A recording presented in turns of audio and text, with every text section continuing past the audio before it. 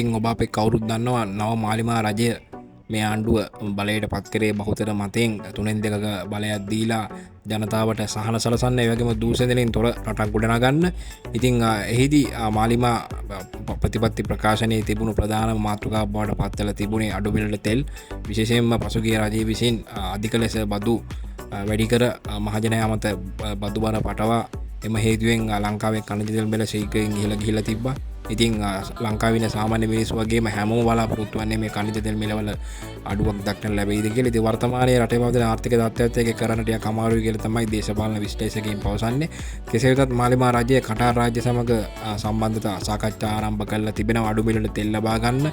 ඉතින් වෙනත් රටවල්වලට වඩා අඩුවට සාපේක්ෂව ලංකාවට විශේෂයෙන් බොරු තෙල් ගෙන්වීමටයි මෙහිදී සාකච්ඡා ආරම්භ කරලා තිබෙනවා. විශේෂයෙන්ම ජනාධිපති අනුර කුමාර දිසානායක මහතාගේ මැදිහත් වීමෙන් මෙම සාකච්ඡා කටාර් රාජ්‍ය සමග පැවැත්වූ බව වාර්තා වන යනුව නුදුරු දිනයකදීම ලංකාවට ඉතා අඩු මිලට බොරු තෙල් ගෙන්වීමට නියමිත බවත් එහි ප්‍රතිලාභ මහජනතාවට ලබා දීමට මාලිමා රජය මේ වනට කටයුතු කරමින් ඉන්නවා කියලා තමයි කියන්නේ.